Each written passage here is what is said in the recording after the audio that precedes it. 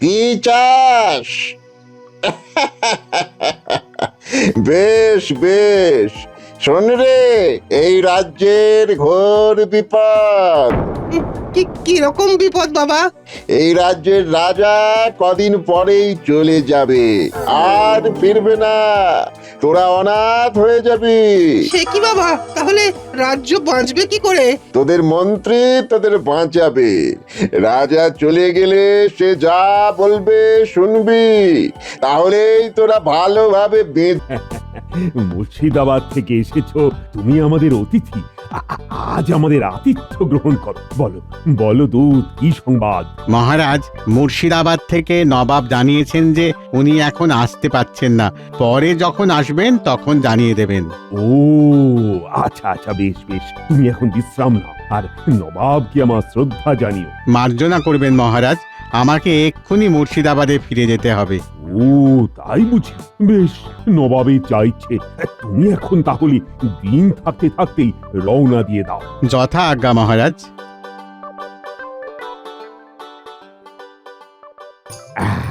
তাহলে নবাব এখন আসছেন না। আচ্ছা মন্ত্রী, তুমি রাজকোষের অবস্থা বলো তো। রাজকোষের অবস্থা এখন বেশ ভালো।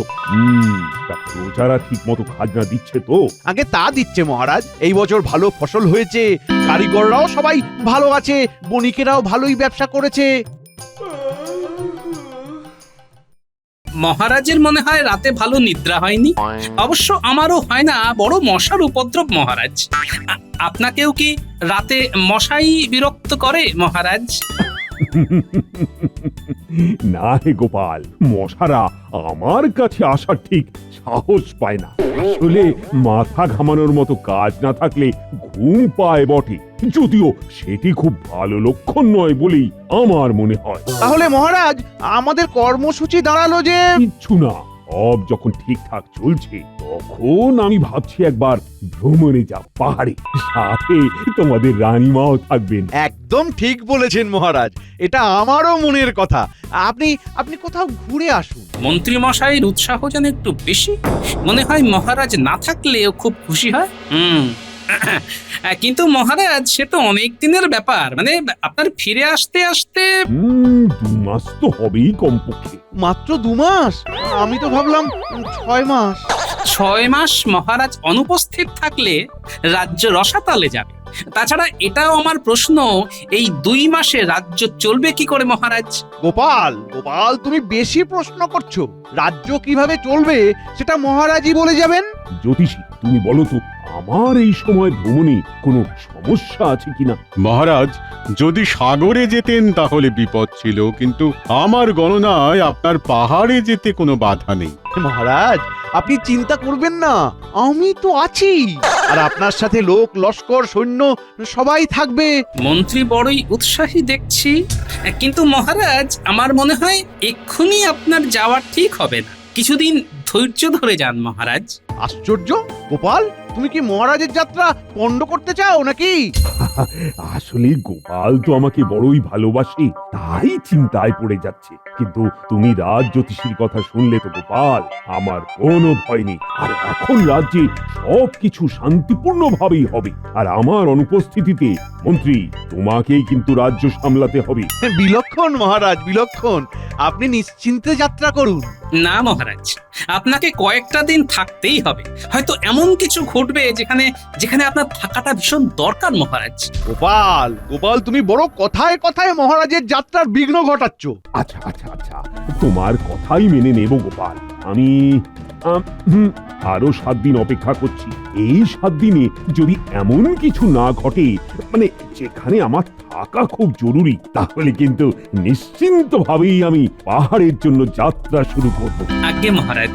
আবার 7 দিন কেন মহারাজ? মন যখন চাইছে তখন কালকেই কোনো ভালো সময় দেখে। না মন্ত্রী না, গোপালের কথাই থাক, আমি বরং 7 দিন আরো দেখি।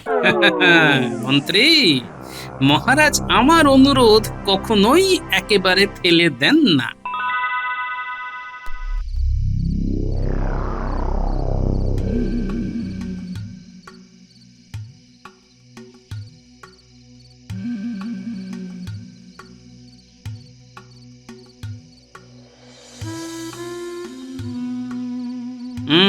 ব্যাপারটা দেখতে হচ্ছে। মন্ত্রীর ভাবসাব আমার মোটেই ভালো লাগছে না।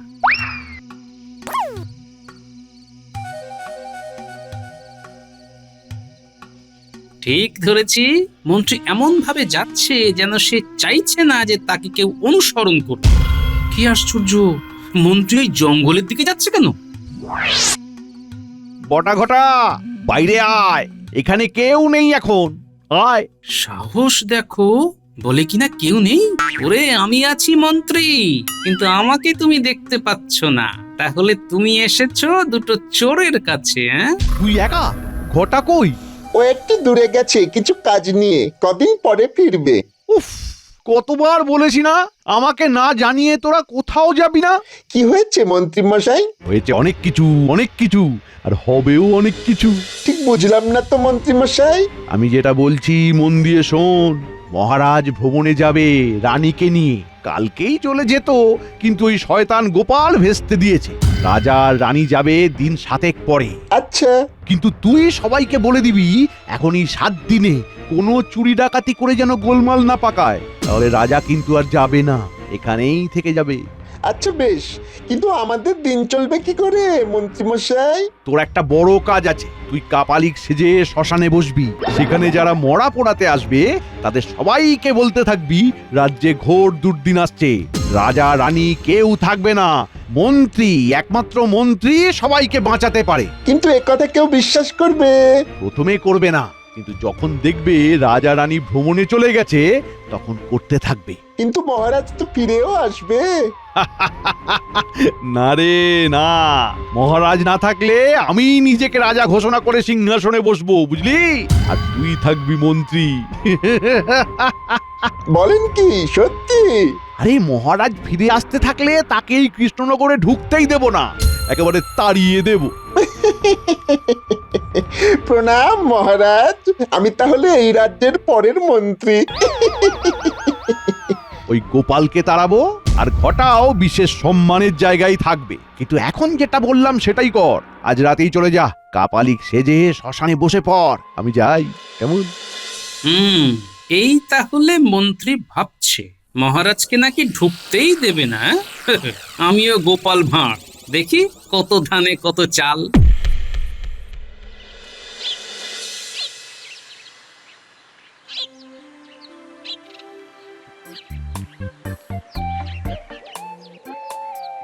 বলো বলো গোপাল।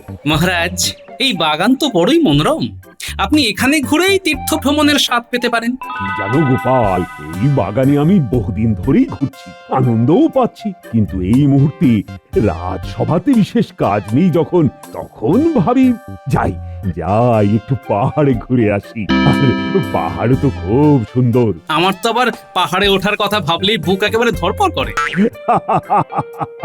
গোপাল, পাহাড়ে উঠতে গেলে তোমাকে যে আরেকটু রোগা হতে হবে।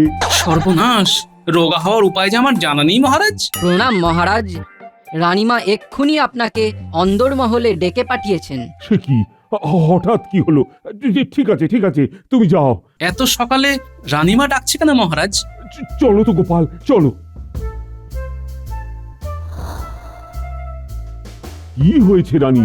সকালবেলায় ঘর পরিষ্কার হয় তুমি জানো। হ্যাঁ তো। আজ পরিষ্কার করতে গিয়ে এটা আবিষ্কার হয়েছে। এটা দেখে মনে হচ্ছে অনেক পুরনো, কিন্তু এতে একটা ছড়া লেখা আছে। ছড়া? সে কি মহারাজ, এ কোনো গুপ্তধনের সংকেত নয় তো? কি বলছো গোপাল? কিন্তু এটাই প্রাসাদের অন্দরমহলে এলো কি করে? হতে পারে মহারাজ, অনেক দিন ধরে আসবাবপত্রের কোনো ভাঁজের মধ্যে আটকে ছিল, আজ মুক্তি পেয়েছে। দেখি দেখি। সাবধানে ধরবেন মহারাজ, অনেক পুরনো তো, ছিঁড়ে যেতে পারে। এই যেন মনে হচ্ছে ধাঁধা। আচ্ছা, রাজসভায় এটি নিয়ে আজ আলোচনা হবে। সভা কবি, শুরু করো।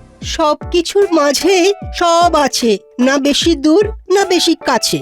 যদি যাও নৈরিতে আছে কাপালিক, শেষ প্রহরে খুঁজে না পেলে সবাইকে দিক। সবই সেখানে ভস্য, যে পাবে খুঁজে সে নমস্য। এ আমার কবিতা নয় মহারাজ। জানি জানি হে সভাকবি, এ তোমার লেখা নয়, এ এক অতি প্রাচীন পুঁথি। হ্যাঁ, সেই রকমই মনে হচ্ছে বটে মহারাজ। এ নিশ্চয়ই কোনো সংকেত। মহারাজ, এখানে কি কোনো গুপ্তধনের কথা বলা হয়েছে? সেরকমই কিছু মনে হচ্ছে। হ্যাঁ মহারাজ, এই গুপ্তধনের সংকেত। ওই যে বলা হয়েছে যে পাবে খুঁজে সে নমস্য। তার মানে কি কোনো মহান কেউ খুঁজে পাবে? তুমি পেতে পারো গোপাল, কারণ তুমি তো নিজেকে মহান মনে করো। কিন্তু এই ছড়ার ব্যাখ্যা করতে হবে তো, তাহলেই তো বোঝা যাবে। এ হচ্ছে গুপ্তধনের গুপ্ত সংকেত। মহারাজ, আমরা সবাই মিলে যদি চেষ্টা করি তাহলে এই ছড়ার ব্যাখ্যা হয়তো খুঁজে বার করা যাবে। কিন্তু মহারাজ, এটি একটি সাংঘাতিক ঘটনা। তা অবশ্য বটে। বিশেষ করে এটি যখন রাজবাড়ির মধ্যে থেকেই পাওয়া গেছে, তখন আমরা ভাবতেই পারি যে গুপ্তধন হয়তো এই রাজবাড়ির মধ্যেই আছে। মহারাজ মহারাজ যদি আপনি অনুমতি দেন তাহলে আমরা রাজবাড়ির চারিদিকটা ঘুরে দেখতে পারি, হয়তো কোনো সুড়ঙ্গ। মন্ত্রী মশাই, আগে তো ছড়ার ব্যাখ্যা করা হোক। তুমি এসব পারবে না গোপাল, আমাকেই যা করার করতে হবে। মন্ত্রী মশাইয়ের মনে হচ্ছে গুপ্তধন খোঁজার ভীষণ তাড়া। কি বলতে চাইছো গোপাল? মহারাজ, গুপ্তধন থাকুক চাই না থাকুক, আমার অনুরোধ, এরকম অবস্থায় আপনি ভ্রমণে যাবেন না মহারাজ। আপনাকে এখানেই থাকতে হবে, আমাদের এটা ভীষণ বড় কাজ। হ্যাঁ হ্যাঁ, আমাকে তো থাকতেই হবে। আর তুমি বলেছিলে না, যদি কোনো বড় ঘটনা ঘটে তাহলে আমাকে থাকতে হবে। হ্যাঁ মহারাজ, এটা সত্যি বড় ঘটনাই বটে। আর তোমরা তোমরা সবাই ভাবো, কাল রাজসভায় এই নিয়ে আলোচনা হবে।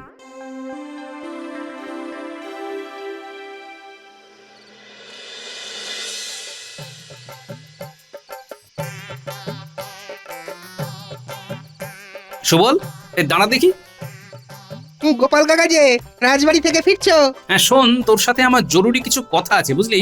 আমার একটা কাজ তোকে করতে হবে। বলো বলো দেখি। তোকে আজ রাতে আমার সাথে শ্মশানে যেতে হবে।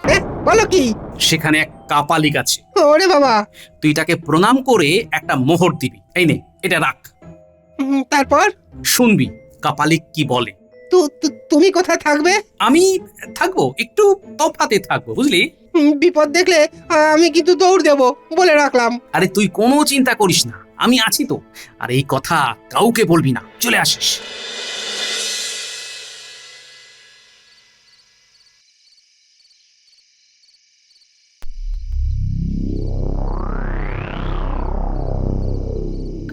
ওরে বাবা, ওকে দেখেই তো ভয় করছে। কোনো ভয় নেই, যা এগিয়ে যা।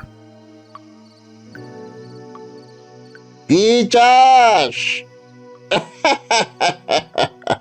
বেশ বেশ, শোন রে, এই রাজ্যের ঘোর বিপদ। কি রকম বিপদ বাবা? এই রাজ্যের রাজা কদিন পরেই চলে যাবে, আর ফিরবে না। তোরা অনাথ হয়ে যাবি। সে কি বাবা, তাহলে রাজ্য বাঁচবে কি করে? তোদের মন্ত্রী তোদের বাঁচাবে। রাজা চলে গেলে সে যা বলবে শুনবি, তাহলেই তোরা ভালোভাবে বেঁচে থাকবি, না হলে সব ধ্বংস হয়ে যাবে, বুঝলি? যা, যতজনকে চিনিস সবাইকে কানে কানে বলবি। যা। আচ্ছা বাবা। যা, চলে যা, যা যা যা। আমার যা জানা সব জানা হয়ে গেছে। এখন কাল রাজসভায় যা করার আমি করব।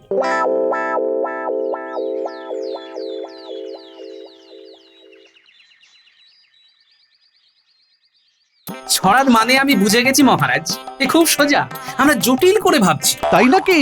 তা বলো শুনি। বলো বলো গোপাল। মহারাজ, ছড়ার প্রথম দুটি ছত্রে লেখা আছে সবকিছুর মাঝে সব আছে, না বেশি দূর না বেশি কাছে।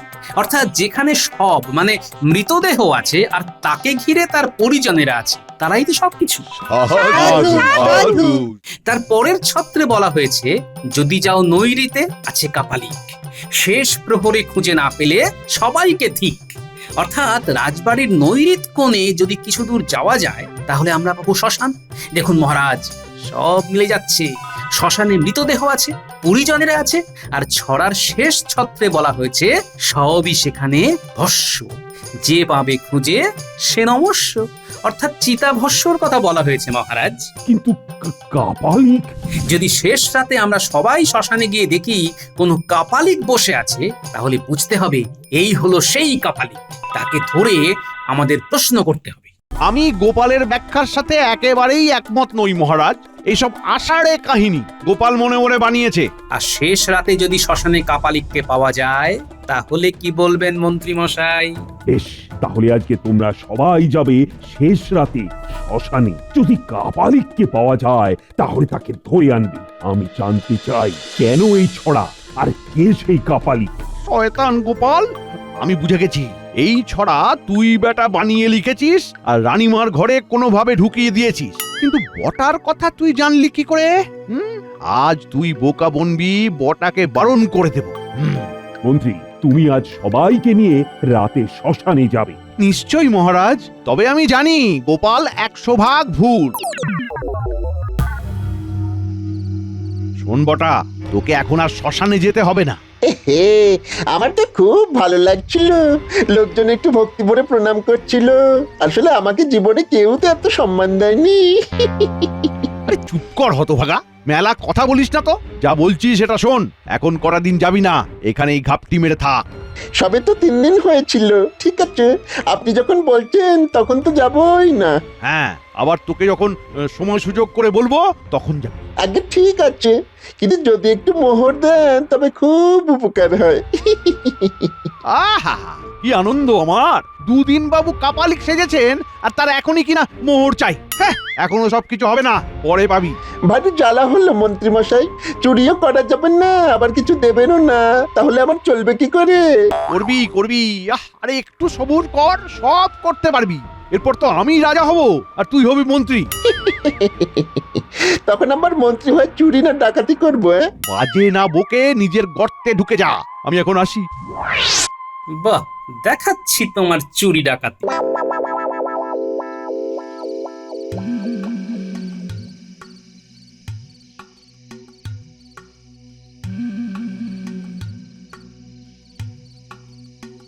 এই শেষ রাতে শুনেছি শ্মশানে প্রেত জাগ্রত হয়। খুব স্বাভাবিক, আমিও জানি। এখন মহারাজ বলেছেন যখন, তখন তো যেতেই হবে। আপনি বরং একটা ছড়া বলুন সভাকবি মশাই। রক্ষে করো গোপাল, আমার এমনিতেই ভূতের ভয়ে হাত পা ঠান্ডা হয়ে আসছে। কি জানি কি কপালে আছে। আমি গণনায় দেখেছি এই মুহূর্তে আপনার কোনো বিপদ নেই। আমি এইসব সামান্য জিনিসে ভয় পাই না, কিন্তু গোপাল, তোমার এইসব বাজে কথায় সময় নষ্ট হলো, এমনকি রাতের ঘুমও নষ্ট হলো। যদি কাপালিক বলে কিছু না থাকে তাহলে ওই চিতাভস্যই তোমার জায়গা হবে, এ আমি বলে রাখলাম।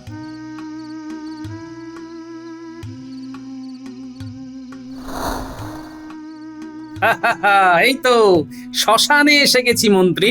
এত বিরক্ত হচ্ছেন কেন? ওই যে ধুনি জ্বালিয়ে কাপালিক বসে আছে। ওরে বাবারে, শয়তান বটা, তোকে আজ মজা দেখাবো। কি মন্ত্রী মশাই, ভয় পেয়ে গেলেন নাকি? এখন আর কোনো বলার বাধা রইল না যে গোপাল তোমার ব্যাখ্যাই ঠিক। মানে আমি মন্ত্রী, আপনাদের সবাইকে বিপদ থেকে রক্ষা করবার দায়িত্ব নিয়ে এসেছি, আর তাই আমি একাই যাব কাপালিকের সামনে। আপনারা সবাই এখানে অপেক্ষা করুন। সেই ভালো, আপনি যান, সাথে পেয়াদা নিয়ে যান। এই কাপালিক সেই ছড়ার কাপালিক নাও তো হতে পারে। ওটা যদি 150 বছর আগের পুঁথি হয়, তাহলে কাপালিক কি 200 বছর ধরে এখানে বসে আছে? গোপাল যাই বলুক, এসে কাপালিক নয়। তাও আমাকে ব্যাপারটা দেখতে হচ্ছে। চলো চলো পেয়াদা, চলো। এই শয়তান বটা, তোকে আজ আসতে বারণ করলাম, তাও তুই এসেছিস। তোর এত কিসের কাপালিক সাজার শখ শুনি? তোকে তো বললাম রাজা বাইরে ভ্রমণে গেলে আমি হয়ে যাব রাজা আর তুই হবি মন্ত্রী। রাজাকে ঢুকতেই দেব না, সবাই তখন কাপালিকের কথাই বিশ্বাস করবে। যা যা, এখান থেকে উঠে চলে যা।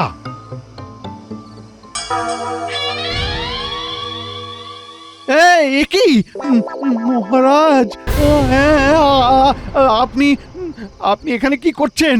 আপনার তো রাজপ্রাসাদে থাকার কথা মহারাজ। এখানে থাকলে কি তোমার শয়তানি জানতে পারতাম? কি কাণ্ড, মহারাজ কাপালিক সেজে এখানে? কোনো মন্ত্রী, ঠিক ধরেছ তুমি। ছড়া গোপালেরই লেখা। গোপাল তোমার ফন্দি সব জেনে এরকম একটা ছড়া লিখেছিল, কারণ আমি যাতে ভ্রমণে না চলে যাই। গোপাল আর রানী পরামর্শ করে এই পুঁথি তৈরি করে।